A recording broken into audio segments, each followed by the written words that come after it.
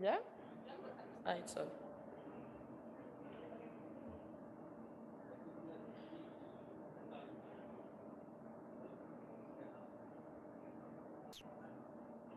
Okay. Good morning, everyone. Good morning, participants online. Thank you for attending this last day. So after this week and the past few days, which focused on the access to finance, to the buildings and to the appliances, this morning's session will be focusing on monitoring and evaluation techniques that our expert we're going to present you, followed by an afternoon session during which we wish to present the main key messages that all the experts who attended this event shared with us, that we want to compile in a letter of intent in the pathway to the COP27 that is coming this year in Egypt again. So thank you again, and I'll let the floor to the experts of this morning's session to present you the indicators and the techniques to implement national energy efficiency action plans. So Alessandro will further describe the content of the activity, and then Didier Bosbeuf will moderate a session on specific indicators of energy efficiency and how to implement NEPs in the Med region. Thank you.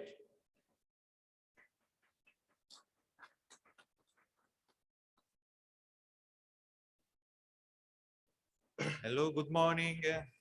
Thanks a lot again for being here. It's a pleasure for me. Just a quick overview, and already you may know the core of the activities of our work package 2. So here the MeetMED week is the core of the second year of activity after a first phase of engagement, and indeed we are to engage more and more experts in our activities to make the networks of experts exponentially grow for the next years of the activity. And so we have three parallel lines of activity together with a view on the financing issue for appliances and building sector. Indeed, today is the fourth day, and it is a sort of closing of a circle. We started with the financing, how to finance the projects, how to accelerate the rate of renovation, and the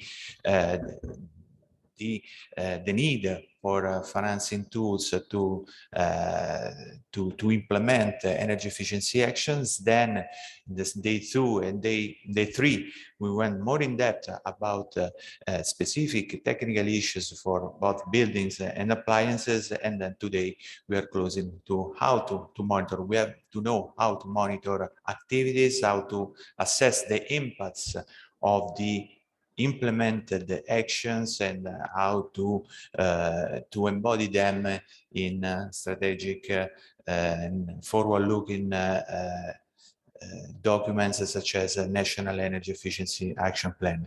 And indeed, this is the division of our tasks in the work package. Indeed, task 1 is about the engagement and the dissemination with initiatives such as this of the MeetMED week. Task 2 and task 3 are about appliances and buildings. The 2 was about buildings. Yesterday we had an in-depth focus on appliances, and today, last but not the least, about monitoring. Here you can see technical working groups. These are the issues we discussed that we are going to further discuss thanks to all the inputs we received so far during these 3 days. And now it's a real pleasure for me to leave the floor to the task leader about monitoring and evaluation, Didier. I don't know if he's already ready online. He works as a scientific advisor at ADEME, the French national agency, at the Research and Perspective Direction. He has more than 40 years of experience on energy demand analysis and energy policy evaluation. I can see that for the EU is the father of the monitoring system. Indeed, currently implements energy efficiency monitoring system in more than 70 countries, so not only in Europe, but through bilateral and multilateral projects, not only with the European Commission, but also with the IEA and UN. So please, Didier, the floor is yours, and please go ahead with this very important session. Thanks a lot. Good morning, ladies and gentlemen. I suppose that you can hear me. It's a great pleasure to present our status of implementation of this activity on the energy efficiency observatory at a regional level. And we will speak about the status of implementation.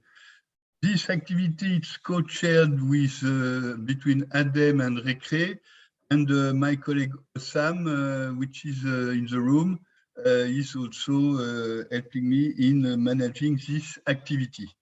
Next one. We have 6 work packages in that task. Sorry, next one, please. This is more general. And I will present rapidly what is the context. Yes. Yes. We do not see your presentation. You have to share your screen. I think it's done. You can see on the screen. No, we do not see your presentation.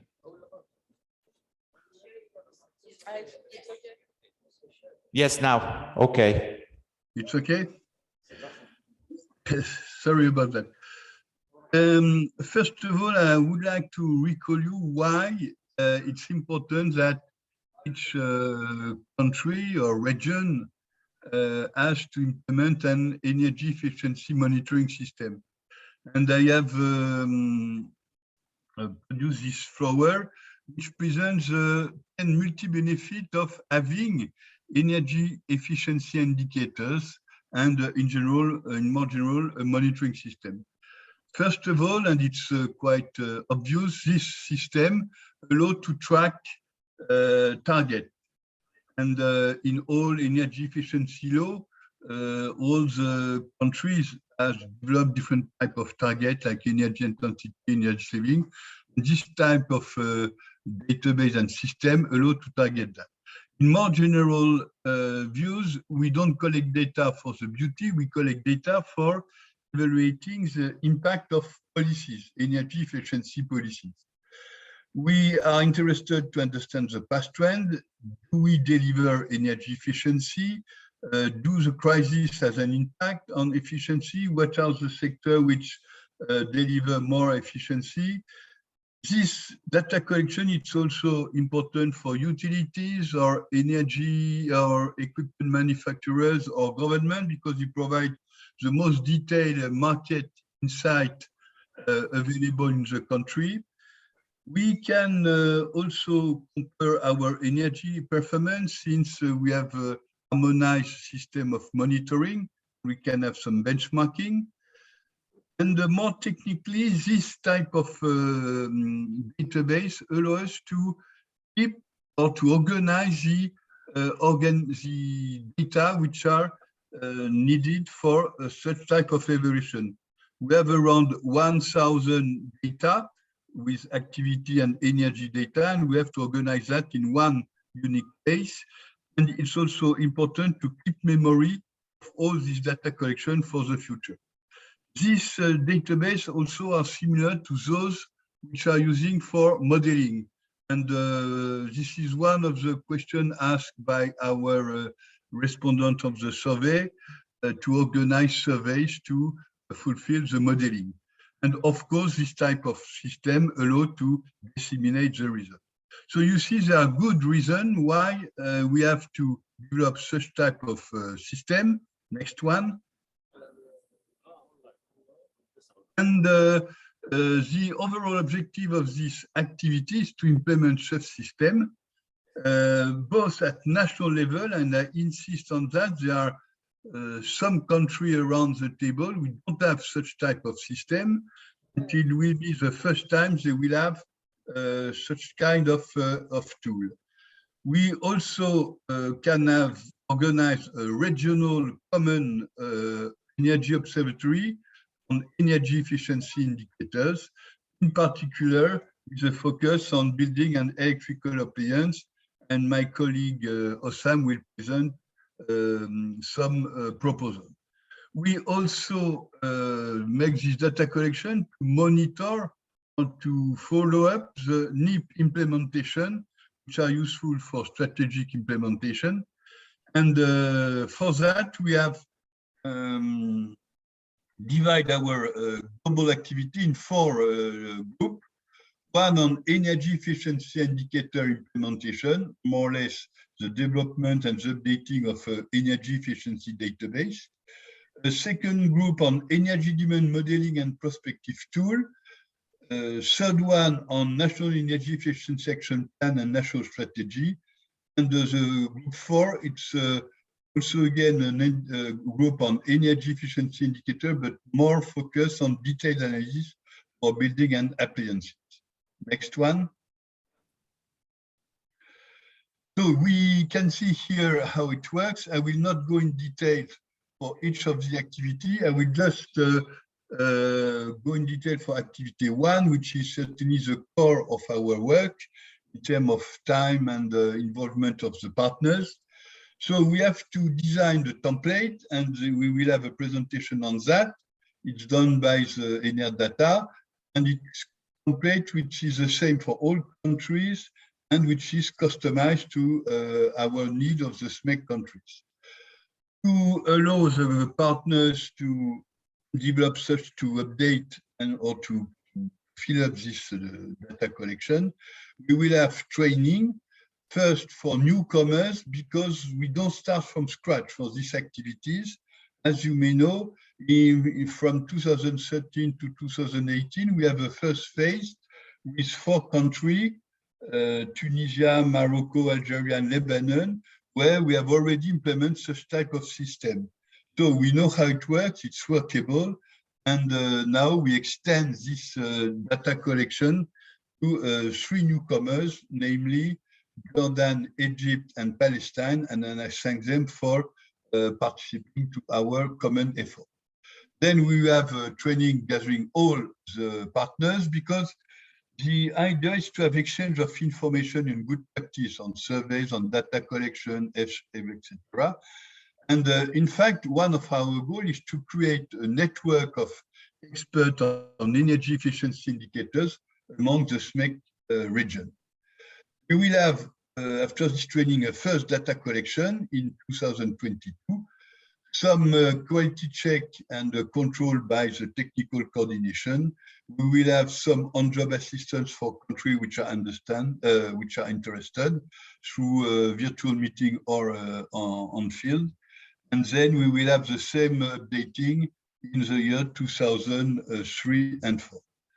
For the activity 2 and 3 on modeling and NEP, this is in the same nature. It will be namely 3 workshops, 1 per year, virtual, 1-day workshop, when we gather all the stakeholders which are interested by the question, and we will discuss on good practice on modeling and on NEP. So the first activity will be mainly managed by my friend Bruno Lepillon, that many of you know, and the second activity on NEP will be managed by Sam from RECRE on the NEP. And activity 4, it's in the same nature of activity 1 on data collection, but it will be more focused on detailed information on appliances and buildings. Next one. Next one, we have, of course, distribution activities and management. And what is the main feature and governance of that project? First, it's co-sharing between ADEM and RECRE about technical coordination, about ideas, organization of session and workshop. We have, for the moment, 7 countries.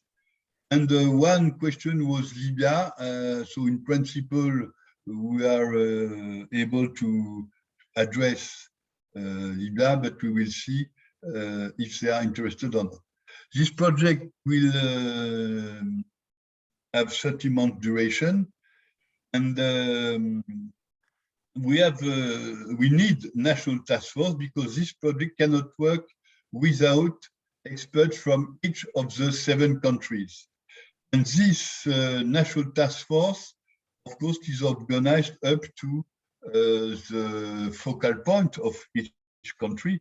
But what we suggest is to have data providers like National Statistical Office or utilities or ministries, technical association, universities, or stakeholders which can help the agencies to gather information needed for this data collection.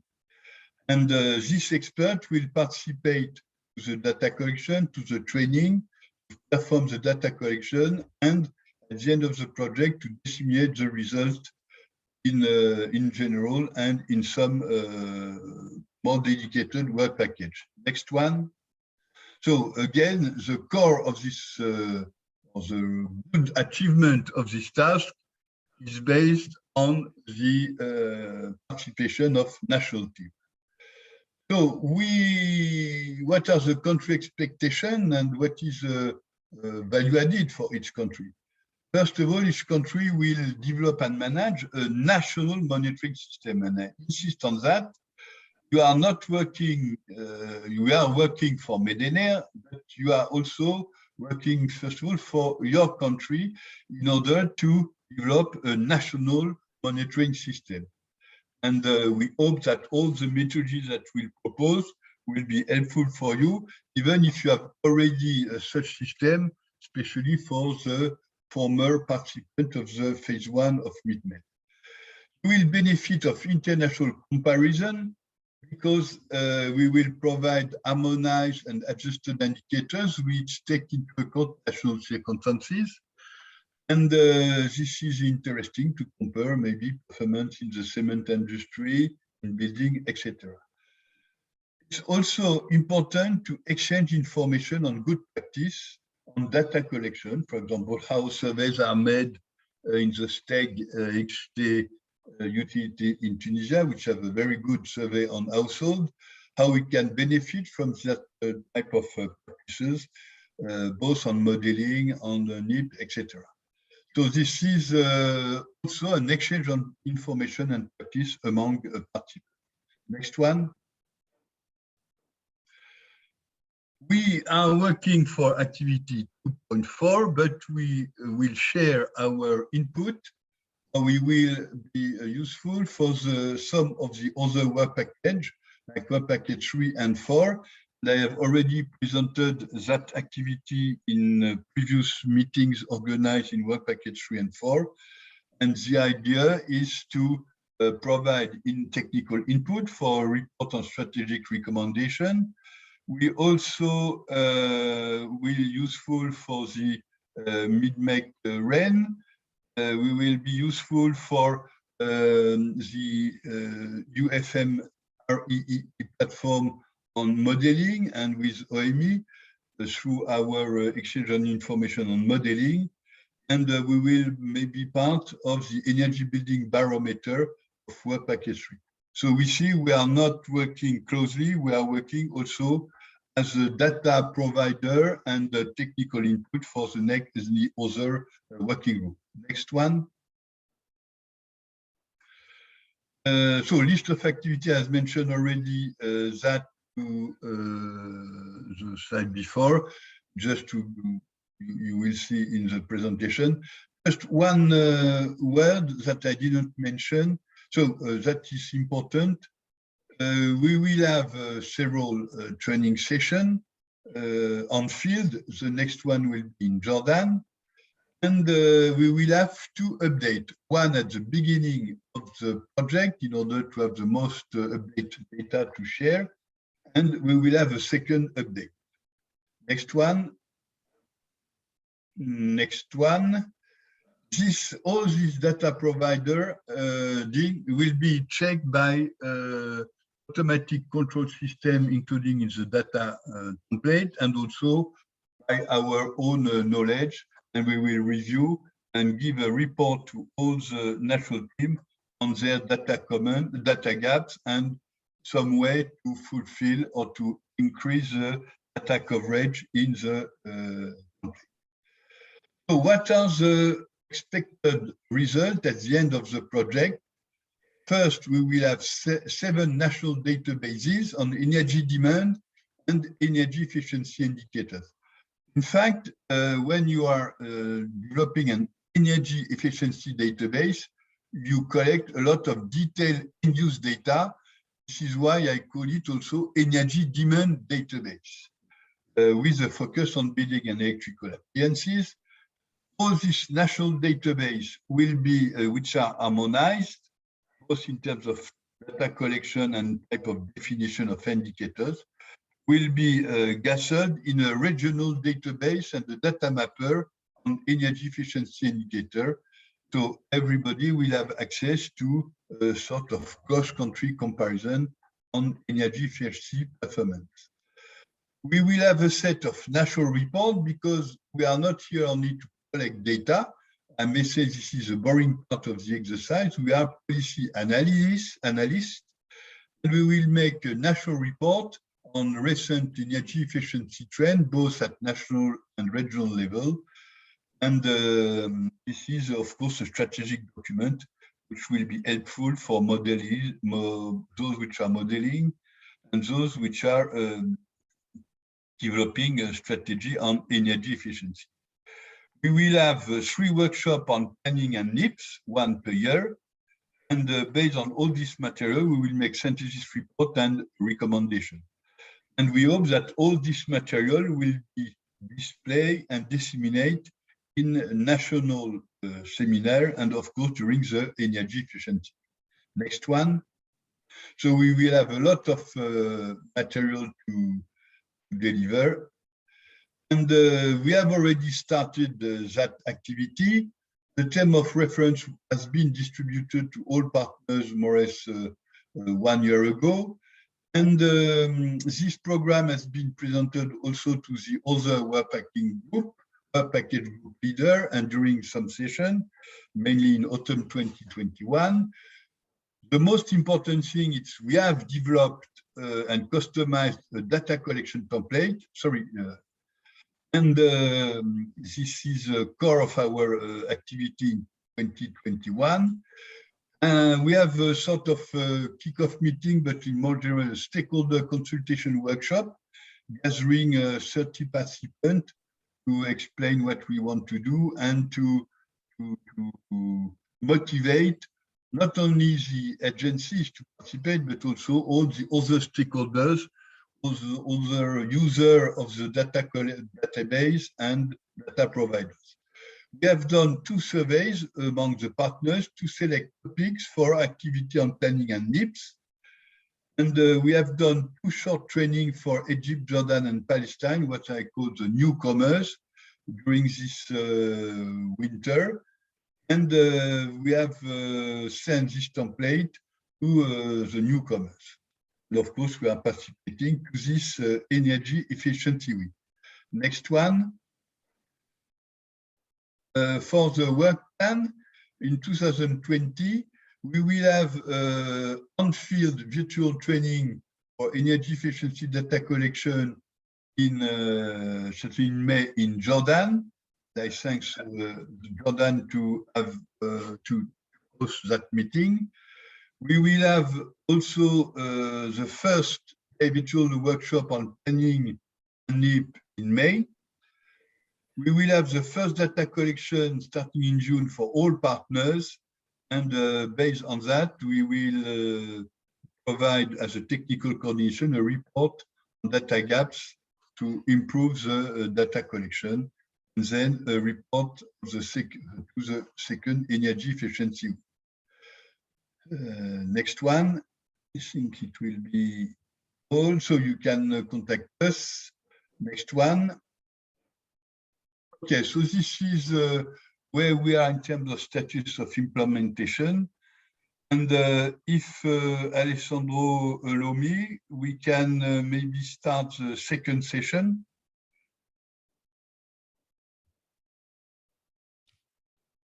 Yes, of course. Yeah. Okay. So now I take my cap of moderator, and it's a pleasure to invite some of our participants to present the status of implementation and some reaction. And it will be in three main parts. First of all, what we have done in terms of energy efficiency template and energy efficiency indicators. So we will have two main speakers. The first one, it's not Florent Gauthier, but her colleague, Laura Sudries. We will have also have Osam, which will present the specific work on a detailed indicator for buildings. And if they are online or in the room, we can have some feedback from the participant of the two first meetings, trainings that we have done in these three countries. The second part will be dedicated to the activities on planning. I don't like too much planning. I will may say more modeling. This is the official name in the project, but we will more discuss on modeling activities. And we have the pleasure and the advantage and the honor to have Bruno Lapillon, which will present the survey results and the selection of topics for the next workshop. And we will have the presentation of from April, from Algeria, about the status of national practice on modeling. And I sent our colleagues Tahar, which will present that. The last part will be in the same way, exchange of information practices on national energy efficiency plan. It will be managed by our friend Osam, which present the output, that's what we have done already, with two presentation, national presentation from Mr. Tawalbe and Mobayen from Jordan and Palestine. So here is the agenda, and so we will start. I will give the floor to Laura Sudries for the first presentation. Just to introduce her before she ends the presentation. So Laura, you can stop the presentation and introduce your presentation.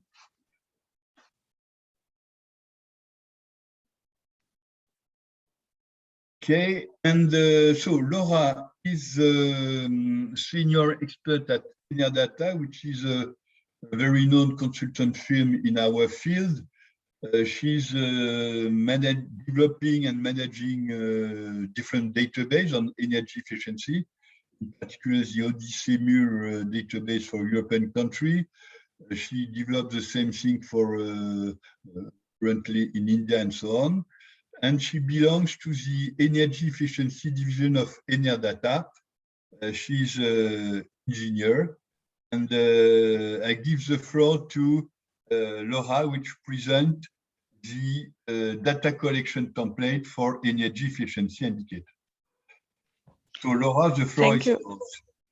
Thank you very much, Didier. Good morning, everyone. And thanks, Didier, for the introduction. So yes, I will present you the data collection process on energy efficiency indicators in the framework of the MeetMED project. So what is the objective of the data collection? Is to produce energy efficiency indicators, around 100 indicators, in an harmonized way between all countries of the region, and these to monitor energy efficiency policies. So the data collection process is based on the previous project MeetMED, where we develop a template. What is a template? Is basically an Excel document. And for this new phase of the project, of the MeetMED project, we improve the template to improve some data coverage and the data content. So the template covers all end-use sectors, namely industrial sector, transport, household services, and also the power sector. So the data collection concerns 50% activity data, so population, economic data, stock of vehicles, etc., and 50% energy data from macro level, but also from detail level by end use, by branch, etc. And the data are collected from 2000 to 2020 or 21, depending on the country and on the availability. And what is the process? So the process is given here in this chart. First, national teams collect the data. So the data collection is made on a decentralized way. And they enter the data in the template. Then we check the consistency of the data and the variation of the data. And when the data are validated by the technical coordination, so namely ADEME and Enerdata, then we calculate energy efficiency indicators through automatic calculation, and we display the graph on the energy efficiency indicators. Once the data and indicators are validated, then we are able to produce the analysis of energy efficiency trends and to produce the reporting. So how is organized the template, so the Excel document? The document contains 4 types of tab identified with different colors. We have first four yellow tabs giving some instruction on how to use the template. So there is an introduction sheet, a sheet explaining the units, the definitions of data and indicators, and some general information. Then the most important sheets are the 7 dark blue sheets, where the national teams will enter the data. So for the macro sector and all end-use sector. And then we have some red sheets, 7 red sheets, for the calculation of advanced indicators, namely what we call MEDEX, which is the energy efficiency index, and the decomposition. And at the end, we have 2 orange tabs where we display the indicators through charts of MEDEX and decomposition.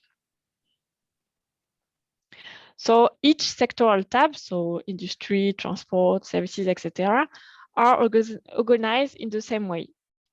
First, we have 4 parts. The first part is dedicated to the data collection, the raw data that are collected by national teams from official statistics.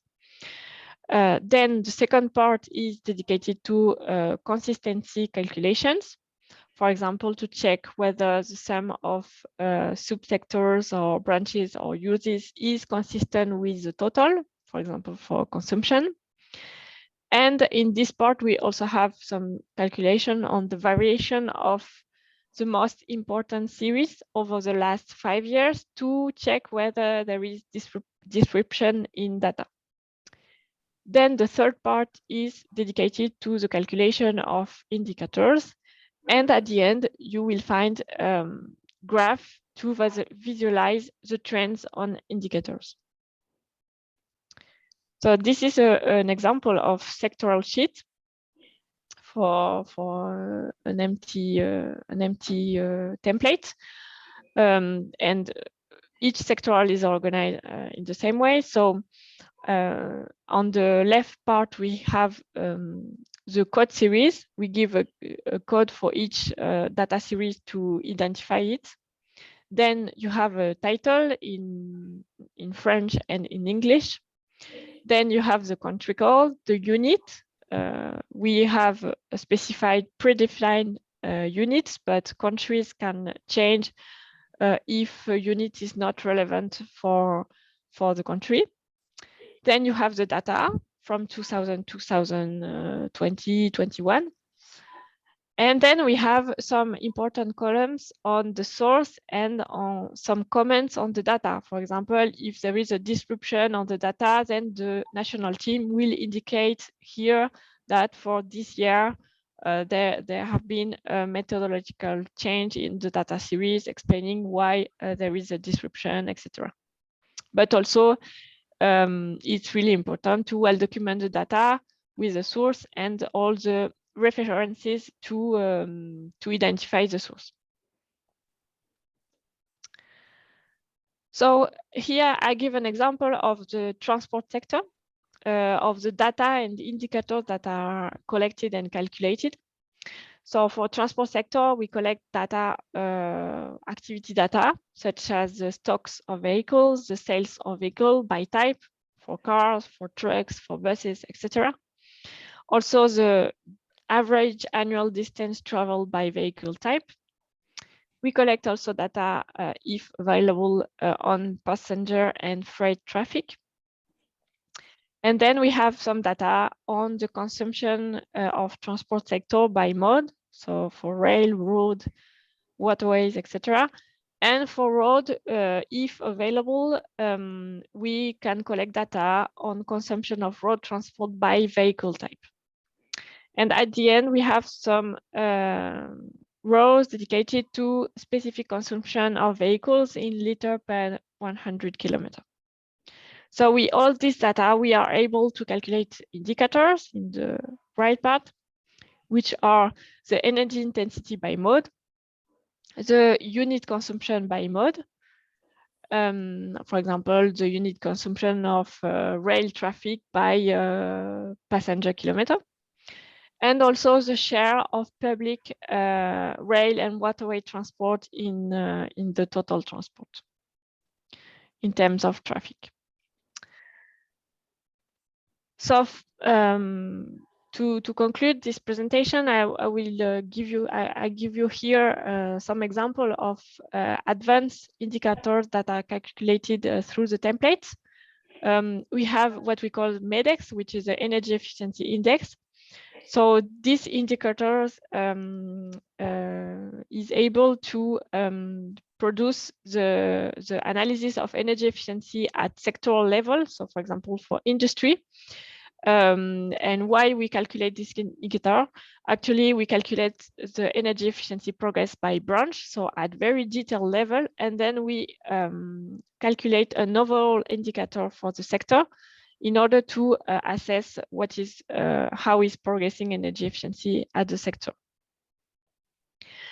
And also we provide an analysis on the decomposition of variation of consumption.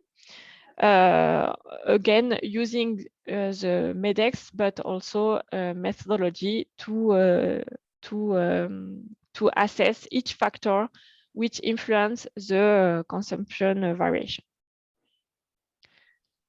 So thank you for your attention, and I will leave the floor to Didier to continue this session. Thank you. Thank you, Laura. Could you show the template just 1 second to show that we have something? It's difficult for you.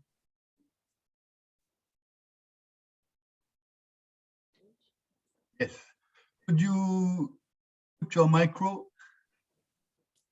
Yes, we are here. Go, Didier. Yes.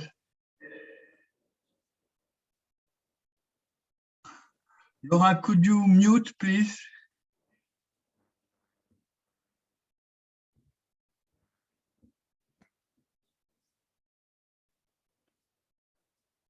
I don't know if the organizer can give the muting to Laura. Yes, I will continue from the presentation from my side here, Didier. Okay, so just you can see on the screen, and Laura can develop a little, show a little bit. You can see that this table is has been already implemented, and this is the case of Algeria, so it's workable. And we gather around 1,000 data producing 100 indicators. So of course, not all countries will be able to do that, but we will see how it works. So now I let the floor to Osam, which will present some new input about the detailed data collection for buildings and appliances. So Osam, please. Thank you. Thank you, Didier. Thank you all. Good morning, everyone.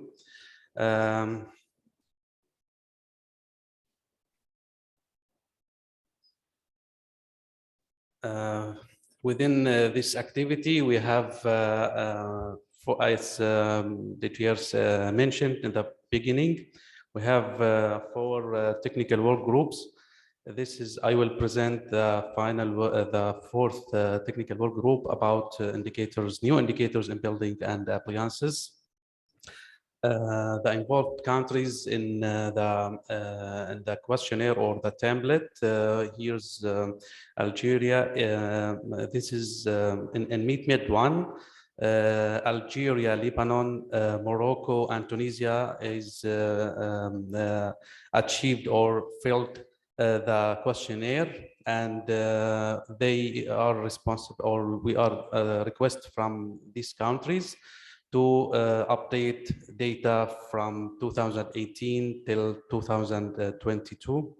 And the next newcomers of this activity is Egypt, Jordan, Palestine. We are requested from the Egypt and Jordan, Palestine to update these data starting from 2000 till 2022. We organized a training course about filling the template with Egypt and Jordan and Palestine for newcomers. We name it newcomers. About the new indicators that should be involved in the questionnaire. Here is the also related, this is the indicators and data related to household sector. We will add more appliances in electrical appliances equipment. In the last template, or last MeetMED 1, we have 7 equipment: refrigerator and washing machine, TV, microwave, electric water heater, and AC. The new indicator should be as the following. We will add new appliances for freezers, dishwashers, electric hot and water and cold water dispenser.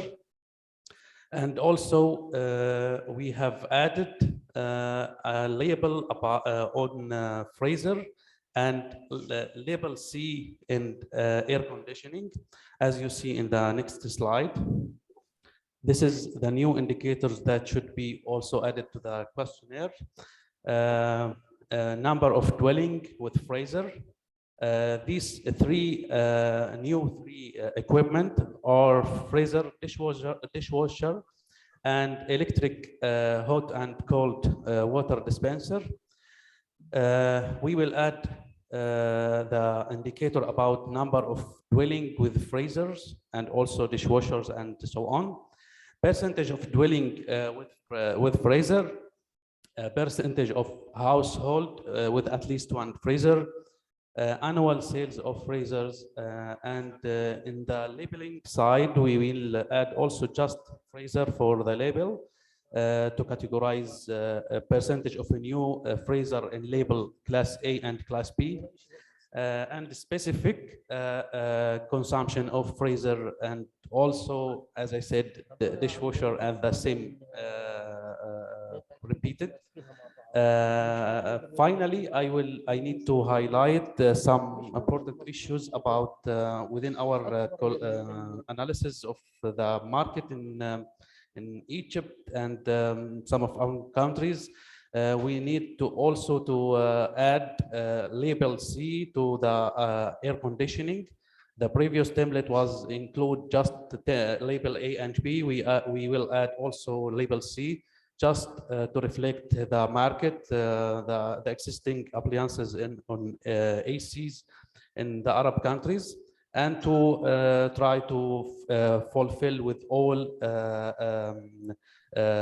savings, let's say, and other indicators that could be reflect to the country and calculation of the saving in the country.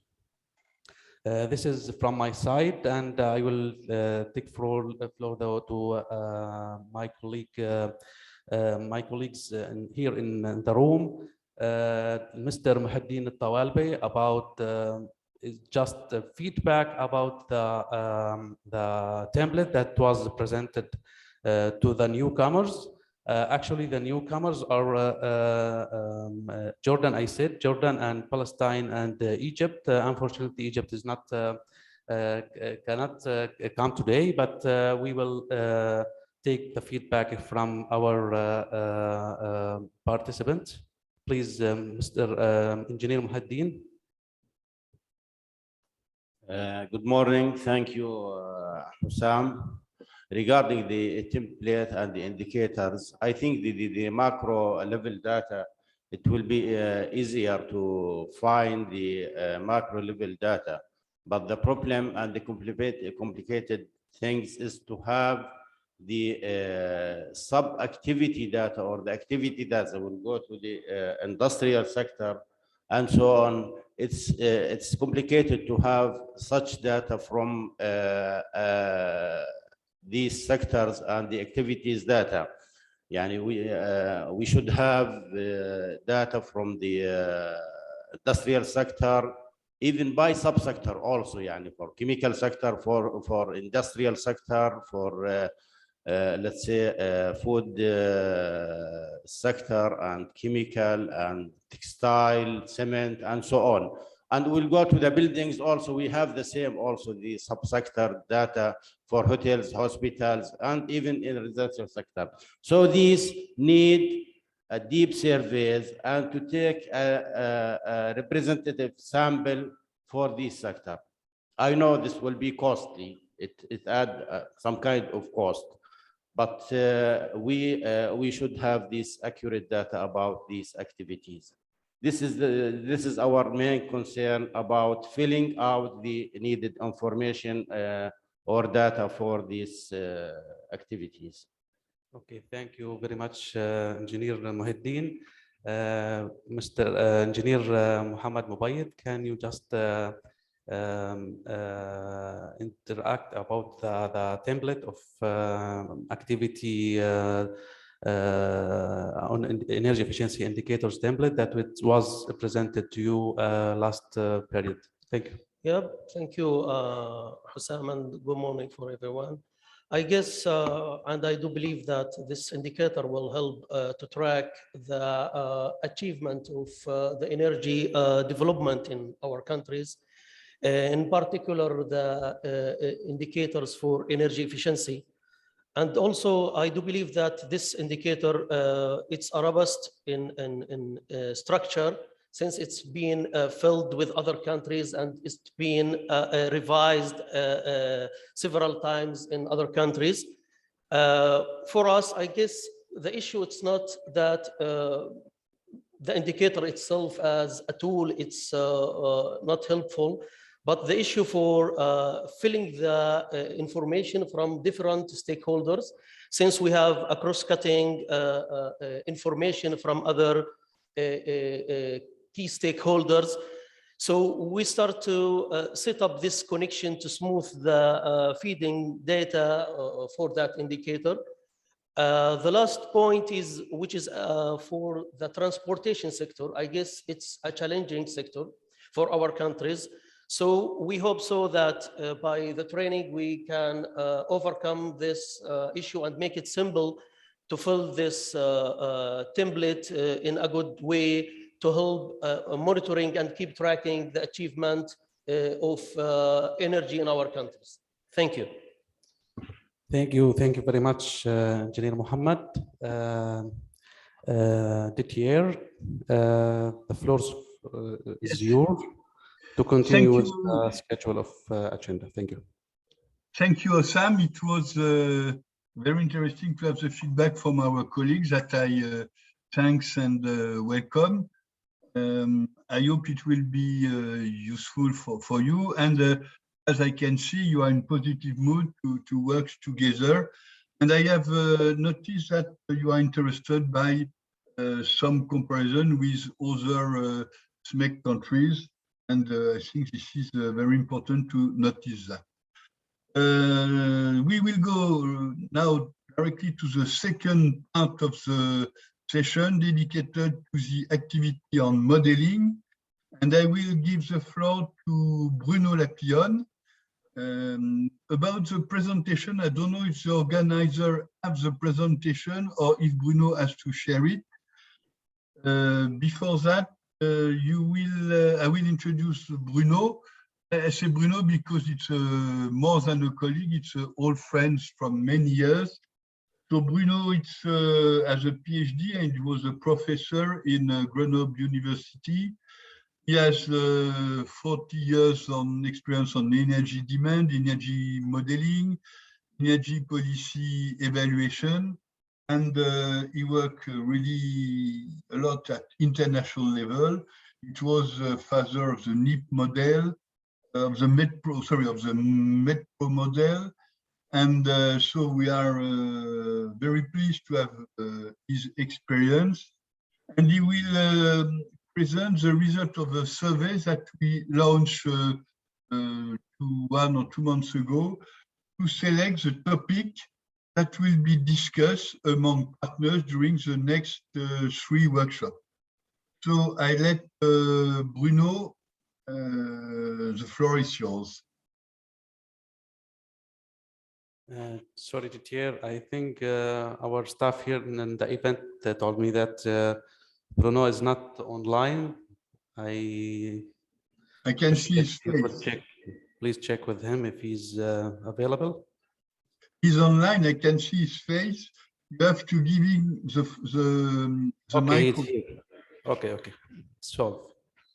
Thank you. Bruno, the floor is yours.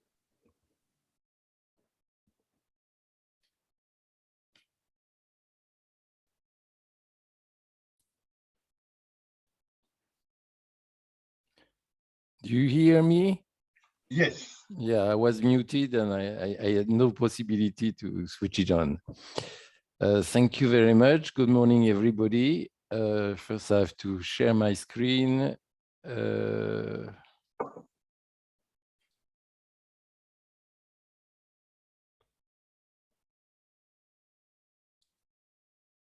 Do you see my screen like this? Yes. Could you enlarge it? Okay, super. Go ahead.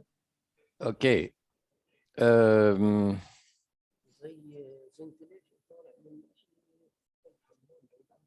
So within this activity, as Didier explained, it is planned to organize workshops on good practices on planning and prospective related to energy demand and efficiency. How do we plan, we forecast the energy demand, how we can assess the impact of energy efficiency measures.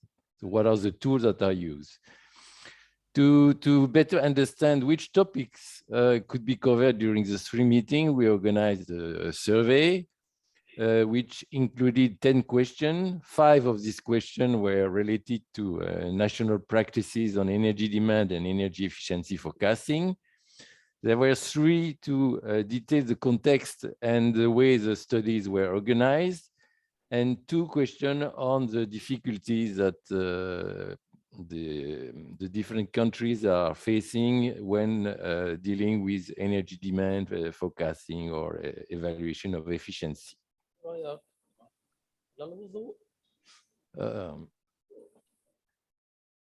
The survey was responded by 4 countries and organizations for the moment. We expect to have more answers later on. And what is the conclusion from the view of the participant about the national practices in energy demand modeling?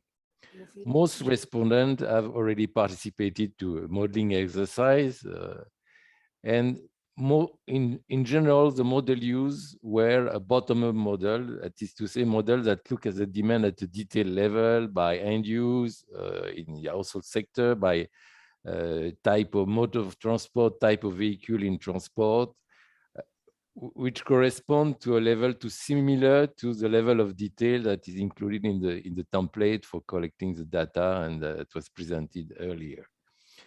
In some countries, they are still making projection with econometric models, which has the advantage to provide answer as to impact of prices on demand, but are more limited to see the impact of policy measures. And this, of course, will be elaborated during the workshop that are planned.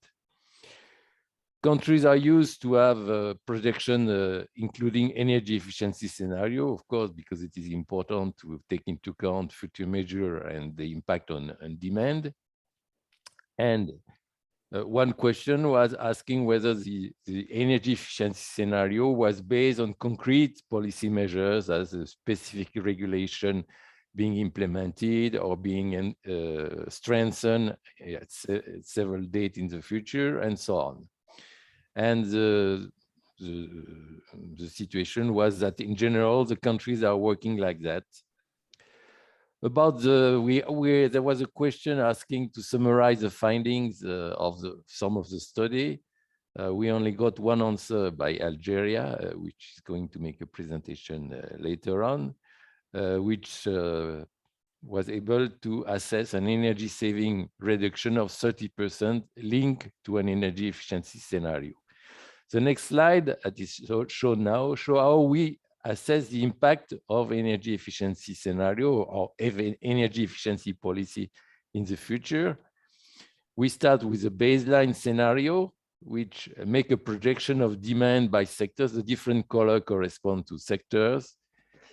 And this baseline scenario corresponds to the current trend and taking into account the existing measures that have already been implemented. The efficiency scenario will recalculate the demand projection, taking into account new policy measures in the different sectors. And by comparing the difference by sector of the baseline projection with the projection of the energy efficiency scenario, we calculate what is shown in the box on the bottom, right bottom, the impact of the energy efficiency scenario. This represents the savings obtained in the energy efficiency scenario compared to the baseline scenario. This is a basic way to assess the impact of energy efficiency policies. There were two questions about whether the energy demand projection made in the countries were taking into account other models to complement the work on demand. First, using an energy supply model, which enabled to make projection of the production capacities linked to the energy demand. And by comparing a baseline and energy efficiency scenario, we can show how the supply is changing and how much investment in production capacities can be reduced. Only one country had been using an energy supply model linked to the demand model. And the use of macroeconomic model, which may be done because it enabled to measure the impact of the energy efficiency scenario on economic growth, unemployment, on energy prices, which is important now. This was not done in any of the country. One of the main reasons is that it makes the work more complex to use a macroeconomic model in terms of data collection, capacity to do it, and so on. And this is the reason why no country has been doing this in link to energy demand projection. About the organization of study, it was generally a collaborative process which involved various stakeholders, even if the work was done by the agency or by ministry.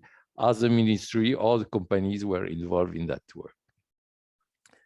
The main difficulties, and this is linked to the first activity that was described, the countries complain that they lack of detailed data to work with a bottom-up model. With econometric model, it is easier because as the disaggregation is less advanced, less data is needed. But with bottom-up model, as we need data as shown in the template, there are some limitations, and this may imply a quite significant burden for the team who are doing the projection to collect this data, and thus it is time consuming. But if we take into account and remember the flowers that Didier Bosboeuf showed at the beginning, there is a multiple benefit of the activities, and by collecting the data for the monitoring of energy efficiency indicators, the same data can be used to supply a bottom-up model. The last question was about whether they were satisfied with the demand modeling exercise that were done in the country, and for countries that answer, the answer was medium. Neither very well satisfied, neither badly satisfied. So the main expectation of the participant in this activity coming up from the surveys are the following. First, to better understand the difference between the model, how to choose the models, what are the steps necessary to carry out a forecasting exercise. The second main expectation was how to use the model for designing new policy or to update the current policy. And in that respect, capacity building is expected in that area. And the third one is linked to the data issues, how to prepare data for the model, what are the practice of other countries, and how this can be used to build the scenario. In conclusion, of course, this survey reflects only a part of the experience of the participating organization. First of all, additional experience exists in other ministries or in companies that may not be reflected from what was given in the survey. Some countries did not answer. For instance, Tunisia, which we know has a very good experience in the demand model and has been using a model like MeetMED to assess the impact of the solar plan or to prepare their NDC or the updated NDC. So the lesson we draw from the survey and from the experience of countries is that the workshops that could be organized in the future, the 3 workshops, could be first to have a sort of capacity building to better explain the methodology used for forecasting and how to choose the model and how to implement the model.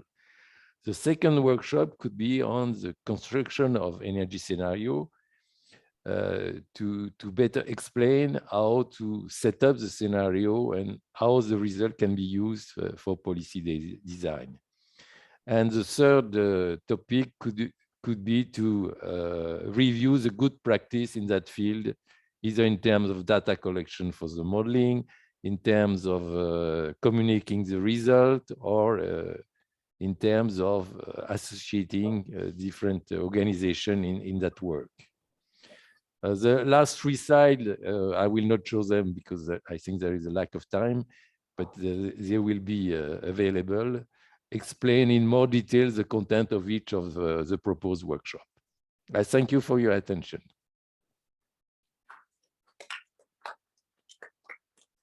Didier, the floor is yours.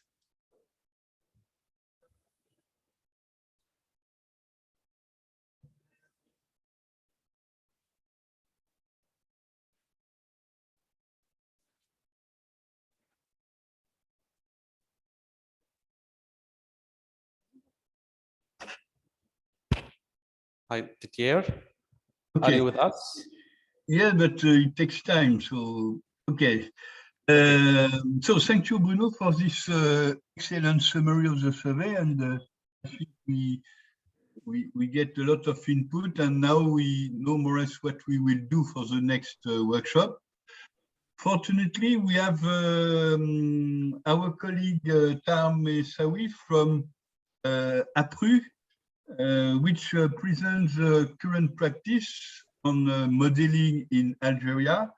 So Tar, it's Director of Communication, Training and Cooperation in EPRU, and he will deliver a speech. So Tar, you have around 7 to 8 minutes. If you can focus your presentation on the modeling part, it will be nice. So first of all, thank you for having accepted to share your experience. We appreciate. And so I give the floor to you. Please share your presentation, and I hope that you will activate your microphone. So please, Tar.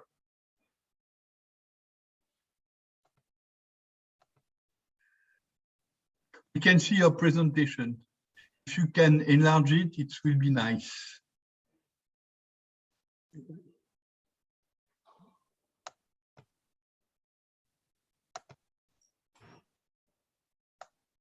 Bonjour à tous. Salam alaikum.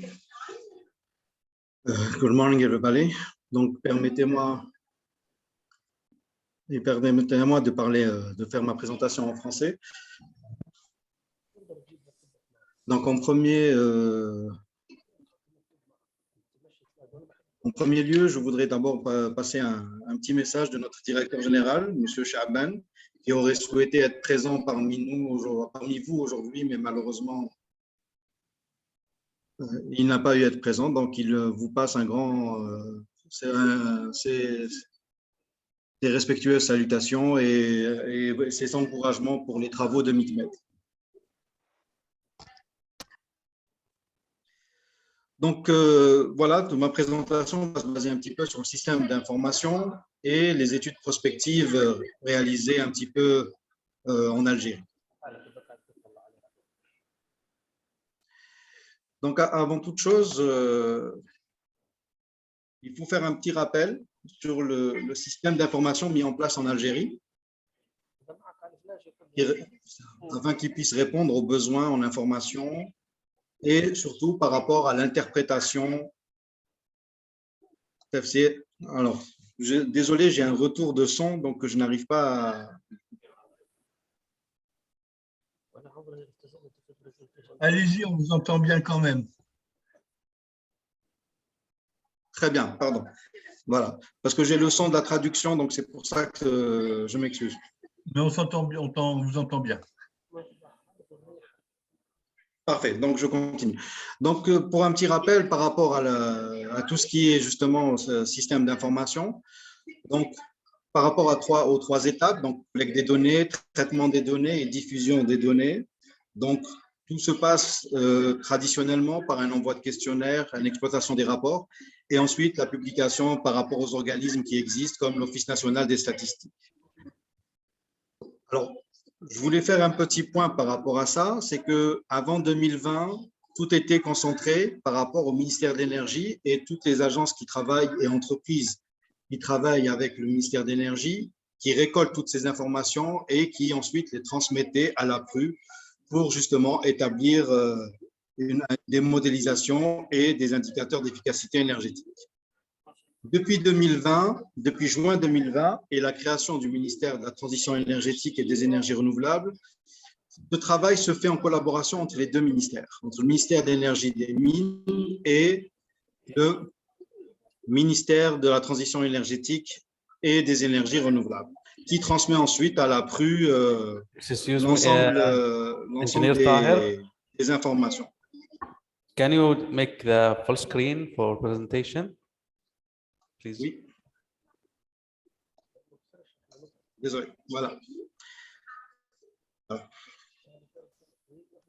Donc, par la suite, il y a le traitement des données qui se fait justement entre les deux ministères, qui est vérification et consolidation des données, donc le croisement des données, l'analyse des données et l'actualisation, bien sûr, de la base de données. Donc, en dernier lieu, il y aura bien sûr le processus de diffusion de la version papier, version numérique, du bilan énergétique en Algérie. Plusieurs outputs existent, donc des rapports, bien entendu, spécifiques pour la production de pétrole, pour l'OPEP, mais aussi des publications pour le grand public, large public, comme le bilan énergétique et le bilan de réalisation des secteurs. Excuse me also. L'APRU aussi, chaque 2 ans, publie justement son fascicule de consommation énergie finale avec des indicateurs d'efficacité énergétique. Donc, les défis justement à relever par rapport à ce système d'information, c'est qu'il se fait actuellement, c'est développer un logiciel de gestion de la banque de données. Donc, on a un nouvel système d'information qui a été mis en place. Élaborer un manuel sur les statistiques énergétiques, donc il faut savoir harmoniser les statistiques et surtout renforcer les synergies entre les secteurs, de le rôle qui sera joué justement par le ministère de la Transition énergétique, bien entendu en collaboration avec le ministère de l'Énergie. Donc les études prospectives, c'est-à-dire l'APRU, qui est un élément central du dispositif national maîtrise de l'énergie, donc a plusieurs missions. L'une d'elles, c'est d'établir des études prospectives sur la demande d'énergie finale. Et ce, afin d'évaluer à moyen, long terme essentiellement, le potentiel d'économie d'énergie, ainsi que les émissions de gaz à effet de serre évitées. Deuxième mission, c'est de tracer une stratégie corrective du mode de consommation. Et ce, pour respecter un petit peu les engagements internationaux de l'Algérie. Alors justement, il y a le projet national donc, sur le développement durable. Donc, il y a tout un modèle MAED de la demande d'énergie. Il y a aussi le modèle message pour l'offre d'énergie. Donc, plusieurs études prospectives ont déjà été réalisées. Donc, parmi elles, l'étude prospective du ministère de l'Énergie et des Mines donc, sur la demande nationale en énergie finale à l'horizon 2030, qui avait été réalisée en 2012. Et de par cette expérience donc acquise au fur et à mesure, actuellement, nous travaillons donc avec l'outil NRNEO, donc établi par le Bureau d'études Enerdata, et avons lancé une étude prospective sur les scénarios de transition énergétique en Algérie à l'horizon 2050. Donc justement pour la demande, NRNEO permet surtout de fournir des projections de consommation avec vraiment un niveau de détail proche des modèles précédemment cités. Excusez-moi, excusez-moi, je crois que vous n'avez pas. Ossam, vous voulez. Sorry, Ossam, have something to say about the presentation? We need to just full screen for the presentation and scroll down in the next slide. I think we are freezing in the second slide. Okay. Est-ce que vous pouvez mettre en mode diapositive? C'est déjà fait? C'est déjà fait, oui. D'accord. Continuez, je n'ai pas compris ce qu'il voulait dire. Continuez. Très bien. C'est déjà en mode diapo. Ok, allez-y. Donc, si je peux terminer? Oui, oui. Ok, très bien. Donc, bon, justement, c'est la fin, c'est un petit peu les études prospectives dans des travaux déjà réalisés.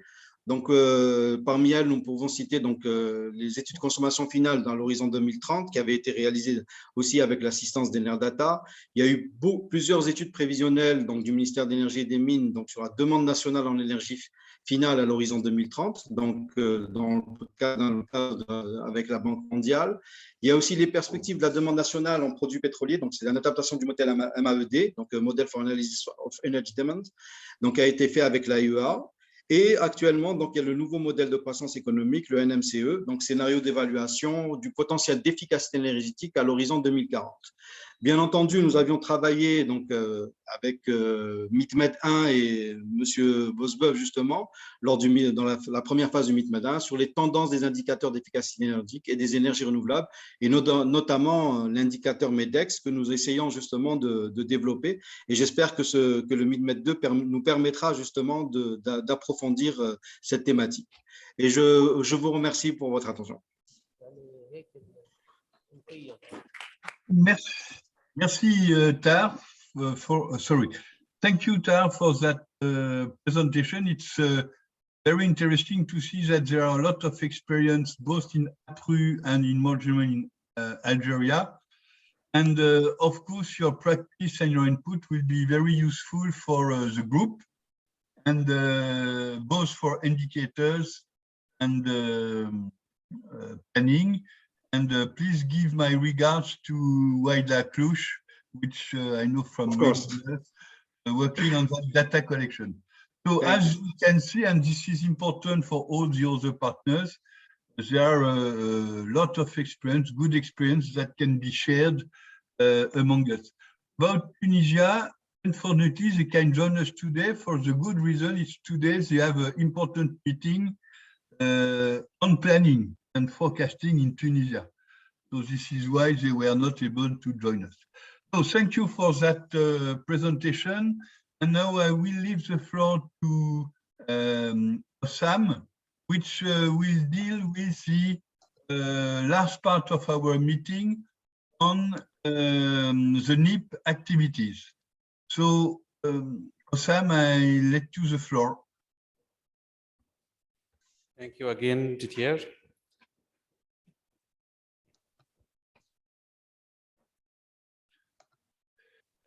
Could you stop sharing your presentation? Yes, I tried. Good luck. I don't know why I can't. Close your computer. Yes, it's a solution. Yes, we'll continue with the technical work group 3 about national energy efficiency action plans in the South Mediterranean countries. This activity aimed to exchange knowledge on national practices of national energy efficiency action plans, elaboration and results during the virtual or face-to-face meeting through 3 workshops. These are the countries that involved in and share this experience in survey. We have circulated the survey with these countries. Actually, I would like to say that the South Mediterranean countries have solid experience and history in the national energy efficiency action plans starting 2011 or 2010, according to the country, but there is an extensive progress in this regard. Here, the result of the questionnaire for Algeria and Egypt, Jordan, Lebanon, Morocco. We are asked about NIAB status. As you see, there is progress in this regard in most of Arab countries. Some of them in first or second NIAB or third NIAB. The targeted countries, we are asked also about the targeted sectors or cross-sectoral sectorial energy efficiency measures, year-end monitoring and evaluation system. The topic about the NIAB entities also involved in the questionnaire. Who is responsible of how, and we can to communicate the NIAB, and who is responsible to achieve the target of national energy efficiency action plans, and also who is the stakeholders, who is fund the measures, and so on. After this question, we have the questionnaire mainly aimed to evaluate and assess the country's needs in order to plan for national energy efficiency action plans, 3 workshops in upcoming 3 years. The main difficulties and barriers in this regard about institutional framework, governance, and collaboration between stakeholders, availability of a tracking and monitoring system about energy efficiency measures and actions, funding energy efficiency measures, lack of financial facilities, especially low interest rate loans, data governance, and capacity building and awareness. This is the more common barriers that was received from the countries. Here, the milestone or the main topics that will the topics of next workshops in upcoming years. Actually, most of Arab countries of South Mediterranean countries response to the questionnaire or fulfill in all topics of the questionnaire. This question about needs and the suggested topic for NIAP are still needs to justify with the countries about prioritize their needs. But we can say our assessment of the survey here is the most important topics that was received by the countries about best practices of NIAP, regulatory and policy framework, governance, implementation, incentives. That should be a topic of the next workshop. The second topic of the workshop, monitoring and evaluation of national energy efficiency action plan measures and targets.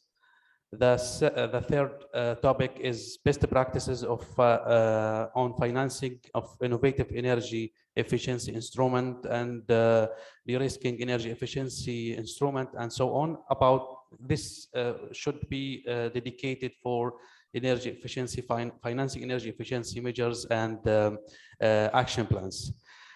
So this is the result of the questionnaire or survey. The next step is to organize 3 workshops, 3 rounds of NIAP update. Within the workshop, we will collect the update from the countries and conduct the report. The outcomes, the outcomes of this collecting data from the country will be through one report each year. The dissemination of the result by end of the project 2024, we will conduct a cumulative report about NIAP in 2022 till 2024. NIAP experience. Let me introduce our partners in the project from Jordan and Palestine. They are thankfully accepted to highlight their experience and in Jordan and Palestine. I will start with Mr. Muhiddin Tawalbi.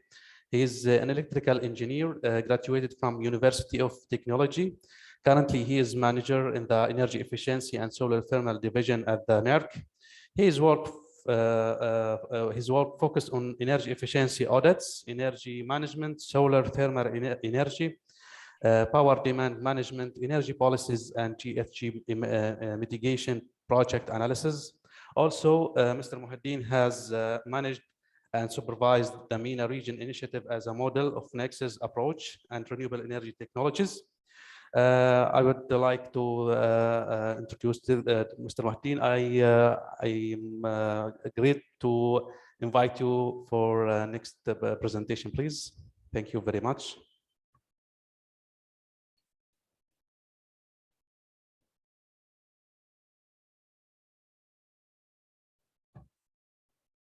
Good morning.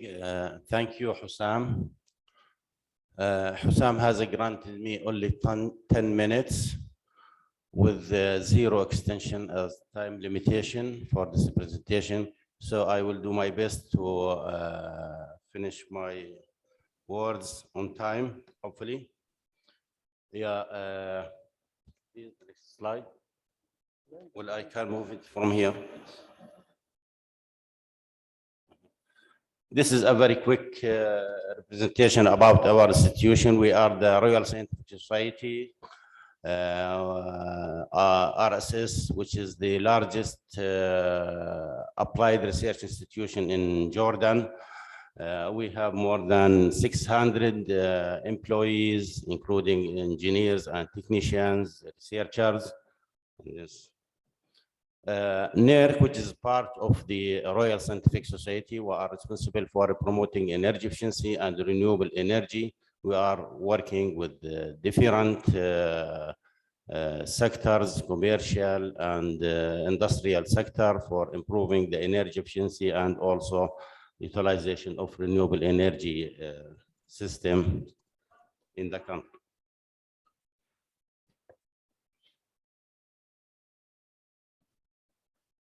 Yeah, this is a quick overview about the energy, some energy figures in 2018. By the way, this is the last figures we have for Jordan. After that, we have the pandemic. Until now, we don't have the recent figures about energy balance in Jordan, hopefully within coming few months.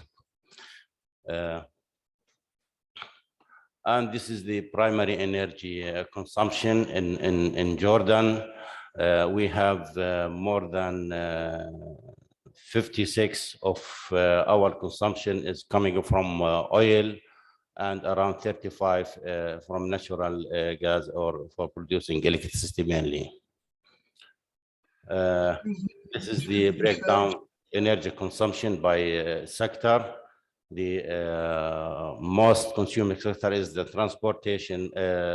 For electricity is the residential sector, which consumes in 2017 46, but now it's reached around 50%. This is the different and the breakdown of energy laws and bylaws for Jordan for renewable energy, and the buildings, also building codes and the energy efficiency bylaws, renewable energy bylaws, and so on. So this is the list of some of these laws. We came to the recent energy strategy in Jordan, which is about from 2020 up to 2030 with a vision up to 2050. The most important here, we have a 9% reduction in energy consumption by 2030. And it's also linked with the, let's say, energy model, energy efficiency actions. So this is the strategy for 2020 and 2030. We have the, we can see that the energy efficiency is 9% and the renewable energy contribution around 14% by 2030. Regarding the NIAB, this is the first NIAB. I think we all maybe know about the first NIAB. So we came out with the 6.6% of reducing energy consumption as a target. And this is the evaluation of the first NIAB. The evaluation indicates that around 40% of the whole energy efficiency measures has been realized and achieved in the first NIAB. While the second NIAB, the Jordan government has put a target of 17.5% to be reduced by 2020. So the government prepared the second NIAB accordingly.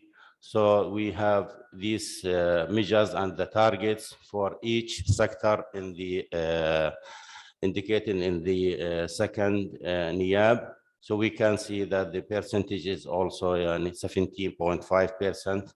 This is the target in the NIAB. Yeah, what is the impact of the NIAB? We can see, yeah, and we can see that by 2020 we can save around, let's say, around almost 2,000 gigawatt hour per year with investment. It reached around 1 billion USD. 1 billion USD, and with annual cost savings around 230 million JD per year, based on 0.008 JD per kilowatt hour as a price or cost for electricity. And also we can have also the impact regarding the CO2 emission reduction, which is around 1,000 kiloton CO2. So this is a sample of the actions within the NIAB itself. yeah, we have most of these initiatives have been taken mostly by JREEF, Jordan Renewable Energy, and in Energy Efficiency Fund. So the replacement of lamps, installation of solar water heaters, or enforcement of building codes. So all these action. So what's next? Now Jordan is in the preparing phase of the third NIAB. The government or the Ministry of Energy has hired a company from Germany through the cooperation with GIZ to prepare the third NIAB. Hopefully by, let's say, October this year, the report or the final version of the NIAB will be ready. But the most important is to consider these points when preparing the NIAB. Yeah, more actions are needed to be highlighted in the NIAB.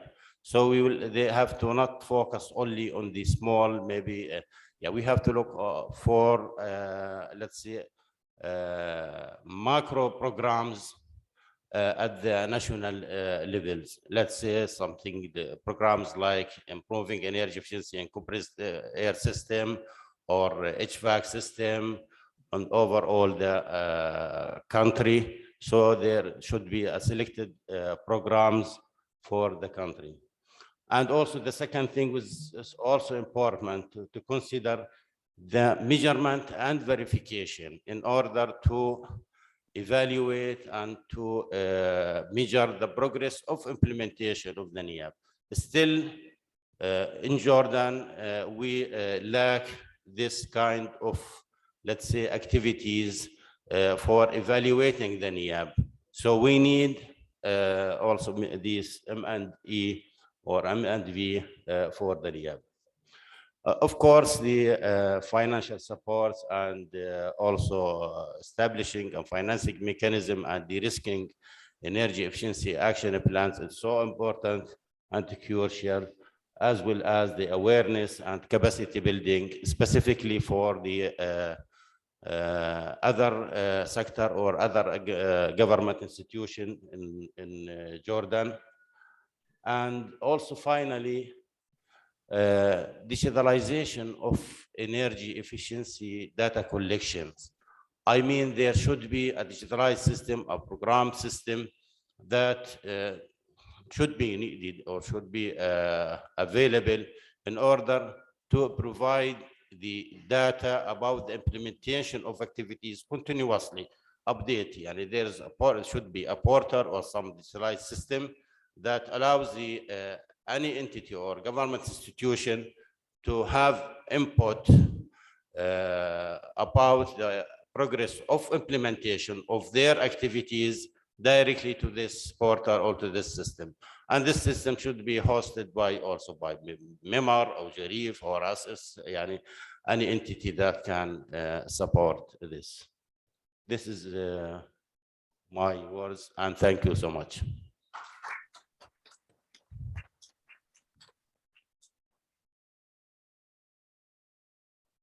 If you have any question, I'm available. Thank you, Engineer Muhiddin, for extensive presentation, and we hope to Jordan to success NIAB, next NIAB, the 3 NIAB, and hopefully to be published on next October, inshallah. Also, let me go to Engineer Muhammad Mubayyad. He's Director of Energy Efficiency Department at the Palestine Energy and Natural Resources Authority. He holds a master's degree in clean energy and energy conservation engineering from Al-Najah National University in Palestine, and a bachelor degree in electrical engineering. Also, Engineer Muhammad has 15 years of experience in executive and management of energy efficiency and renewable energy project in Palestine. Engineer Muhammad, close it for you. Thank you.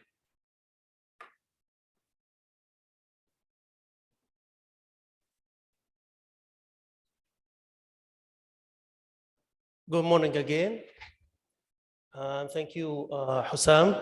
And I will also seize this opportunity to express our thanks to Media and Rikri for organizing this event after a little bit long time due to the pandemic. We will talk a little bit, and I will stick with the 15 minutes or the 10 minutes, Hussam, to talk a little bit about the development of national energy efficiency in Palestine. You know, the energy efficiency is not an easy task for any countries. They need regulation, incentive, financing, training, labeling standards, demonstration projects, and awareness campaign. In our context in Palestine, there is another barrier, which is the occupation. So we touch on the base to overcome all those barriers, sure, except the occupation.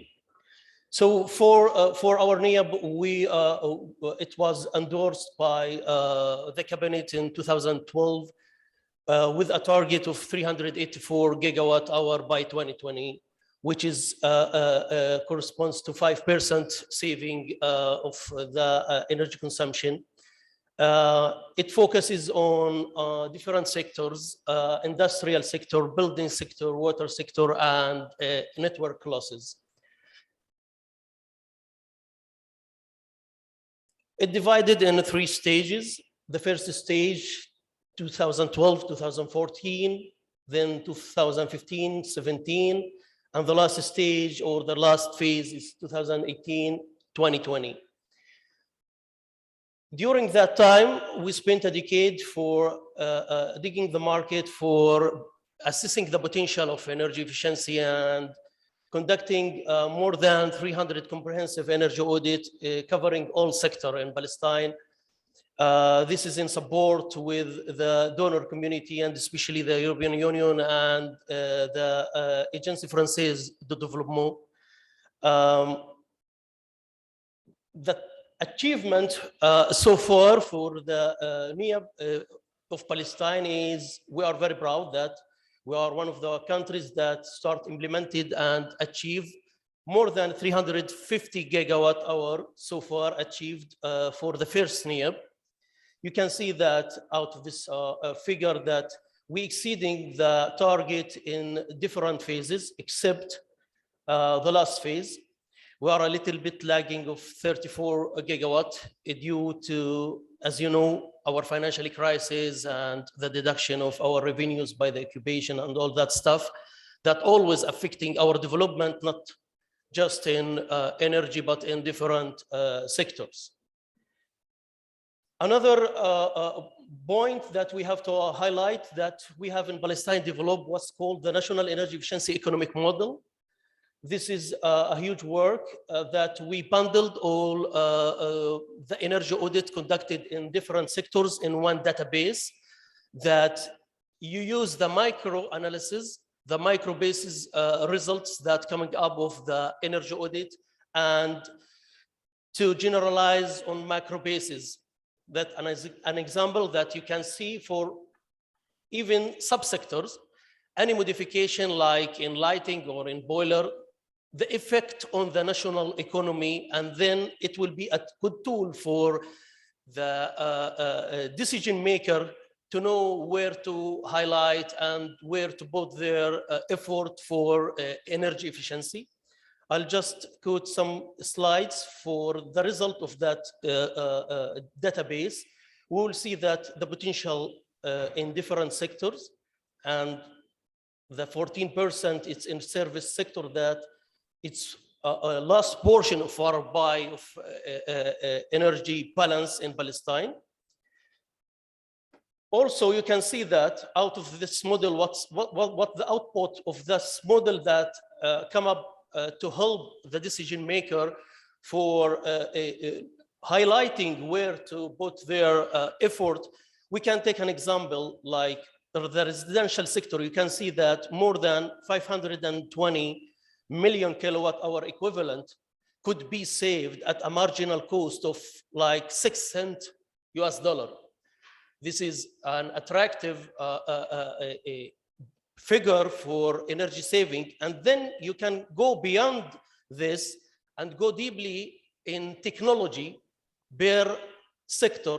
We can like pick the industry sector and see where is the technology and the marginal cost and the saving for each technology per sector and per subsector. This is the outcome of the model that we are yearly expected saving of 881 gigawatt hour. If we implement all the actions, we need an initial cost of capital investment of 347 million and the corresponding CO2 emission yearly sticked with that. Also a good figure that each kilowatt hour saved as out of the model in average need an estimate investment of 5 cents US dollar. Also, this is an attractive for the development of energy efficiency in Palestine. For the legal framework, as you know, the context of Palestine, again, we import more than 92% of our electricity from Israel, 100% of our oil also comes from Israel. So they control the whole chain of energy since, or from the generation side, the transmission side, and partially the distribution side. So we do our best for the primary legislative framework, energy performance in building, efficiency of energy related products, energy service, energy efficiency in industry, vehicle, and other policies. We will highlight in the last 3 slides to see our development in those 6 pillars or 7 pillars. For the primary legislation, we have our general electricity law, we have our electricity tariff law, and also we have our renewable energy and energy efficiency law in 2015. For energy performance in building, we have still, it's voluntary. We have our green building code and its guideline. We have our energy efficiency building code. And also recently we have initiating a good project in cooperation with the UNDP for the renovation of building in refugee camps. As you know, the refugee camps, they didn't pay the electricity prices as per the decision of ex-minister Yasser Arafat. So we try to focus our effort on those refugee camps to renovate their buildings. The project is started since 6 months, and they start implementation on one refugee camp as an example.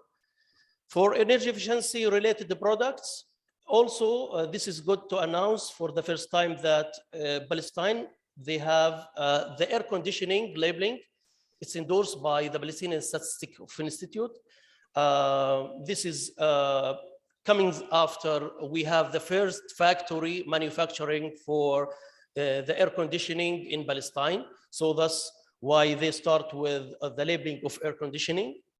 Also, we have something similar to the MEBS. We call it the LIMI, the list of eligible measures and equipment. It's subsidized by the banks through the Sunref project.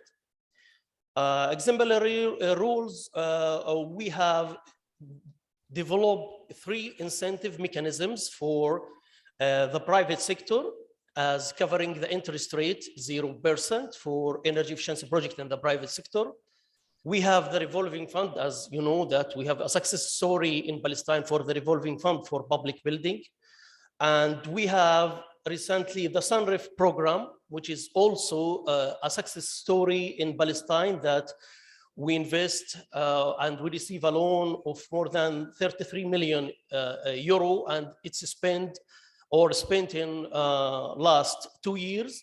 And then we have initiating the second Sunref in Palestine by beginning of this year with 60 million euro as a loan for the banks to support the energy efficiency, renewable energy, and the climate change projects.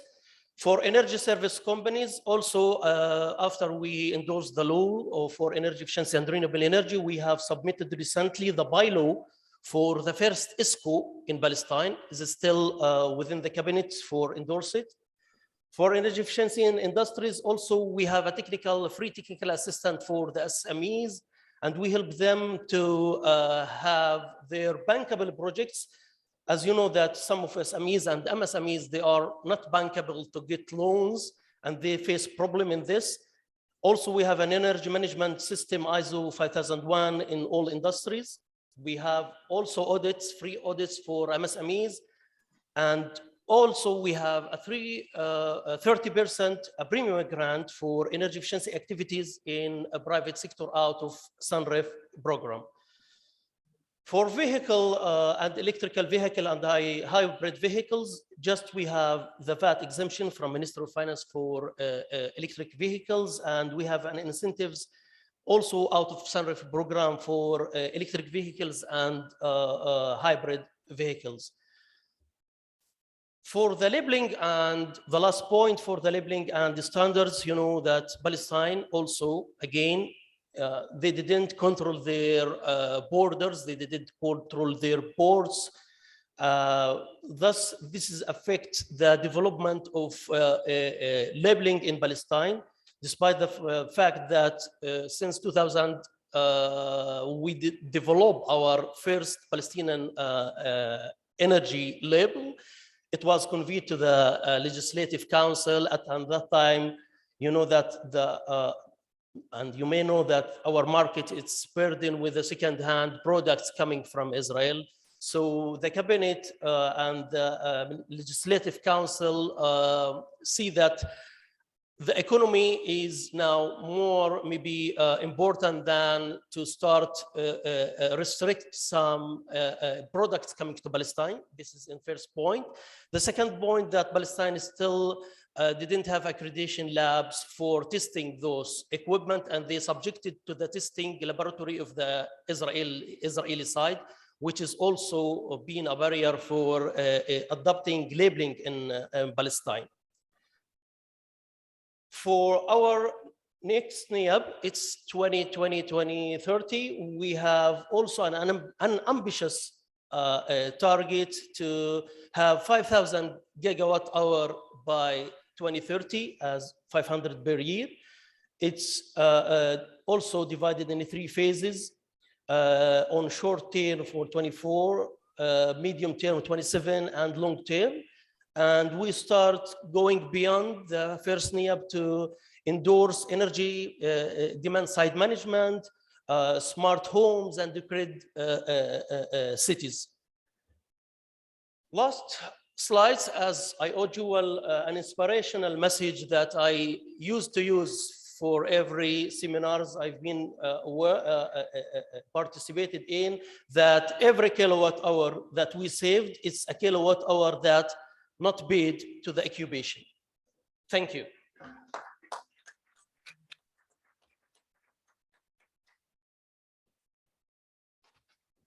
Thank you very much, Engineer Mohammed. I'm asking the participant if there is any question about the presentation of Engineer Muhyiddin and Engineer Mohammed. Okay, there is no questions. I will go back to Didier to continue with the session and finalize the session with the key messages. Please, Didier, go ahead. Thank you, Osam. Thank you for the 2 speakers. It was really a complete and very well documented presentation. To summarize and to conclude about this technical session, I think it was clear that there is an interlink between the 4 sub-activities we have in this activity 2.4, between data collection, between planning, between NIPS. Is the key issue is data collection. And it was clearly stated by Palestine and Jordan, and we will see along this two years program now, how we can ensure some capacity building about surveys, how to improve this data collection. I just mentioned that all the work we are proposed here, especially the methodology on indicators, is linked to the ISO standard on energy saving calculation that we developed, both Bruno and myself. So we are online with the, let's say, international know-how on energy efficiency indicators.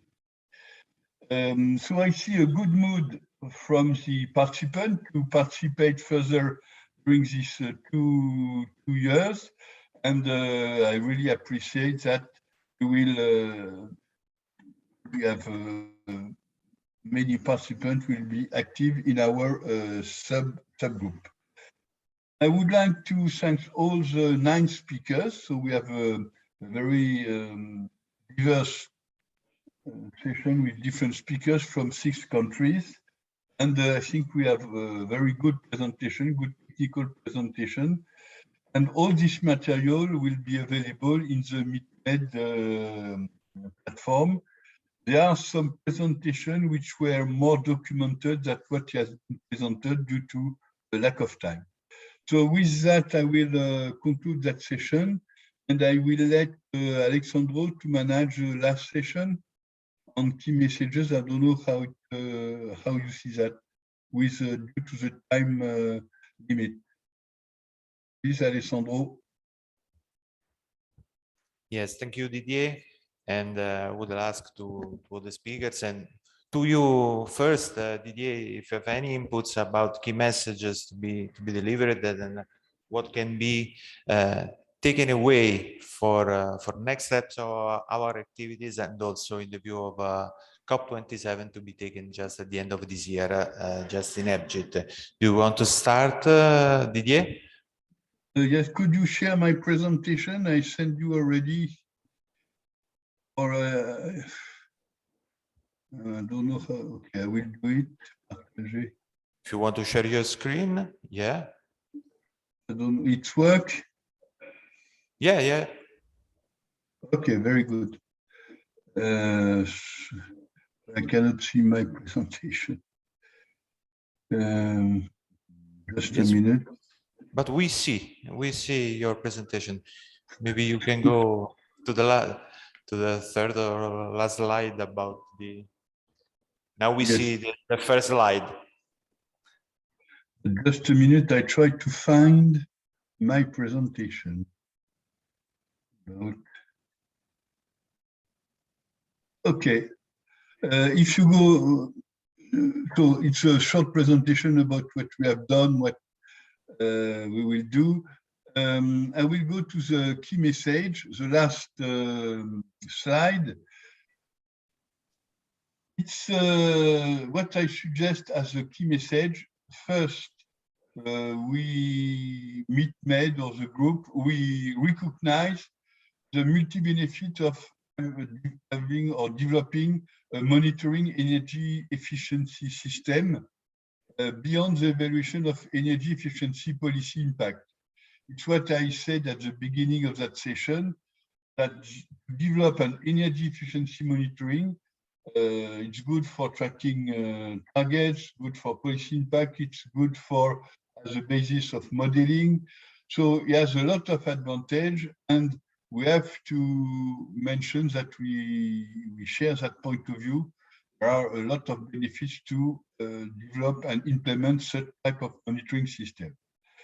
Secondly, to make this system more, let's say, sustainable, we can suggest that this monitoring system should be included in the energy efficiency law. We have some example, for example, in many countries. I give you the example of Mexico, where in the energy efficiency law, they are obliged to develop energy efficiency indicators, and also to make benchmarking of indicators. There are some countries in the region, if I remember well, that like Algeria, which include also in their energy efficiency law the issue of developing monitoring system. Obvious, and in the case of Mexico and I think Algeria, this monitoring system will be managed by the Energy Efficiency Agency.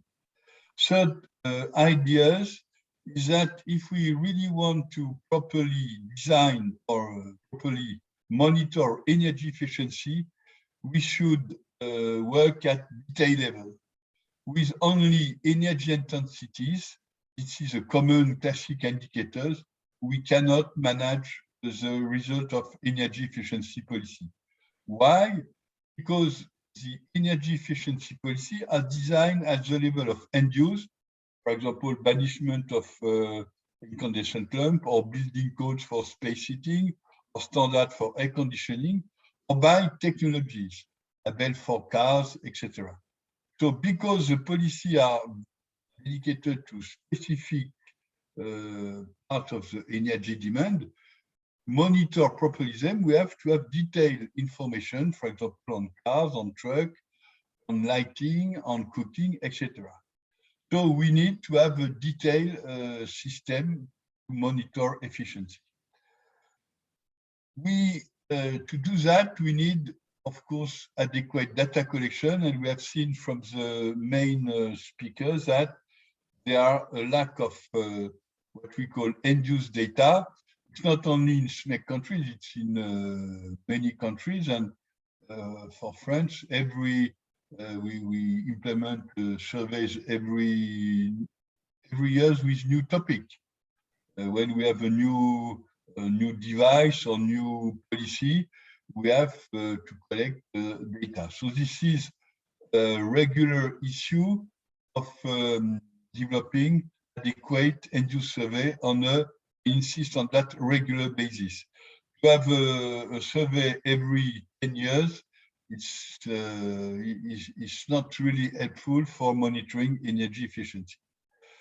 Fifth point, and I think it was mentioned by our Jordania, I think our colleague from Palestine, is participant considers that it's interesting or important to have exchange on information on a cross-country comparison basis, exchange energy performance in different end use.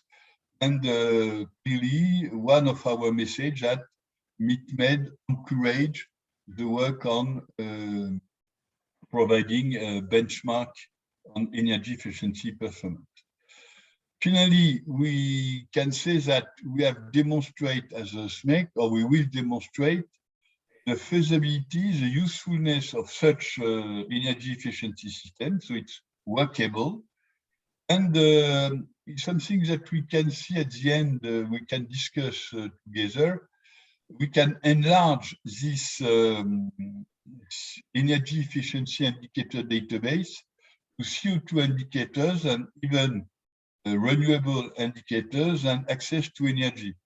In other words, to monitor not only energy efficiency, but to monitor the overall OSD7 objective, which and the advantage we can see the contribution, the important contribution of energy efficiency around all the other objectives of OSD7.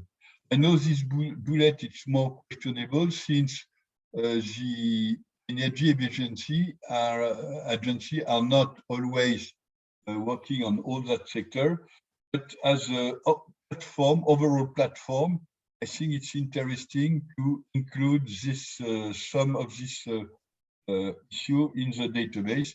It's what we are doing in 25 countries in Latin America with the same template. So it's what I suggest.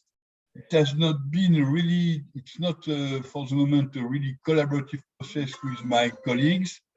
It was what I get from the different presentation exchange. So it's not at the status of being accepted with our partners. That's all from my side. Yes, thank you, Didier. And I would like to highlight the last point about the link with the United Nations agenda and the role of monitoring to track the progress towards the global target about the Sustainable Development Goal number 7 about energy. Indeed, as said at the beginning, the monitoring should be just the final step of a virtuous process where at last we have tools, instruments to assess from a quantitative point of view the progress and which part of the target we meet.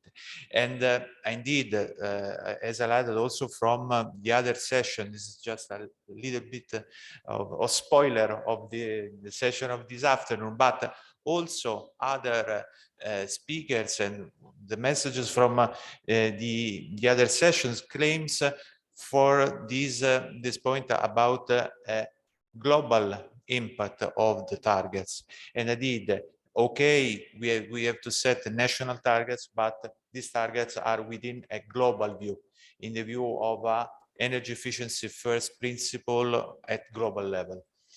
Don't know if you want, or some of our friends want to build on, or so want to add other messages about this point. Don't know.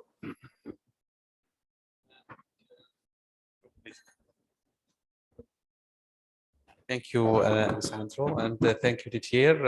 Actually, we did this exercise with Didier last period, and there is no last night. more. I cannot say last night because it's secret, maybe. Also, I emphasize on the link between the importance of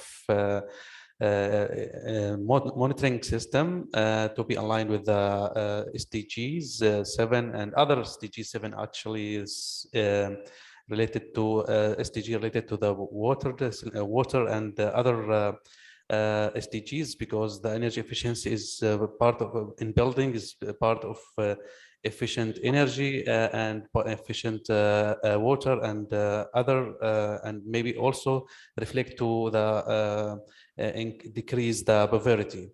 So it's perfect to go to link between our event and other SDGs goals. So this is my side. I don't know if our colleague can share some thoughts or messages.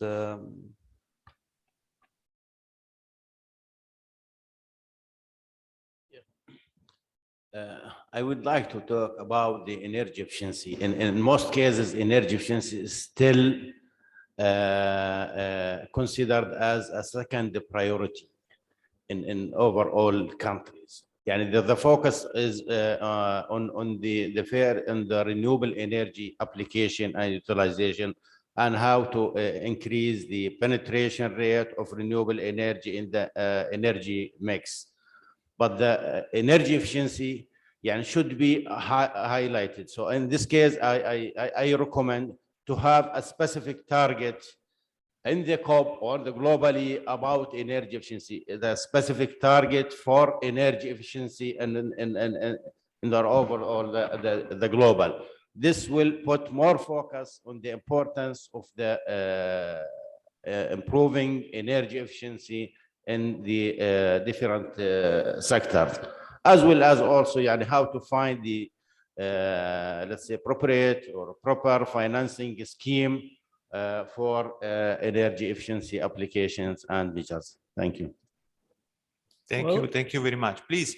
Yes, again, as my colleague Mahi said, as we look ahead for the COP27, I guess that we must keep working on both the pressure on the government to keep making some ambitious, more and more commitment toward the climate and in particular the energy efficiency. We urge them to have more focus on energy efficiency on the high list actions and not just the low-hanging fruit. I guess this is the message.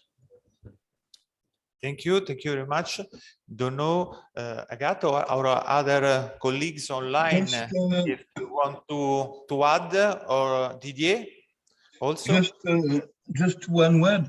The key message I mentioned here are key message related to the issue of monitoring. The two issues that was raised by our colleagues are more general. So the key message are focused here only on the monitoring. Of course, as the first key message, we have to highlight the energy efficiency first principle and the most important contribution of energy efficiency for combat. This is the most economical and feasible option for reaching climate change. So, but this is message to in general, not linked to monitoring. So what I try to do is key message only on monitoring. Thank you. Don't know if some other remarks from the online attendees, or if not, I would like to thank all the speakers, both the moderators, and all the attendants, both here in presence and online, for this very interesting session. Thanks a lot to all. Thank you very much.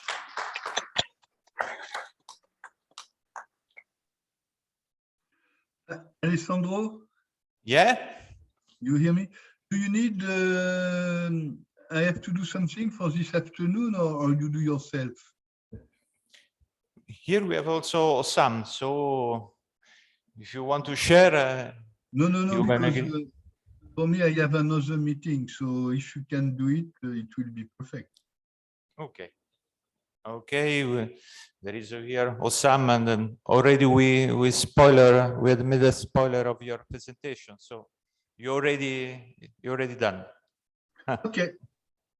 Thank you, Alexandro. Have a good time. Congratulations. Congratulations to you. Thanks. And thank you, Osam. Thank you very much to Chair for moderation, and thank all participants online and on site for his attention and valuable contribution. Thank you very much.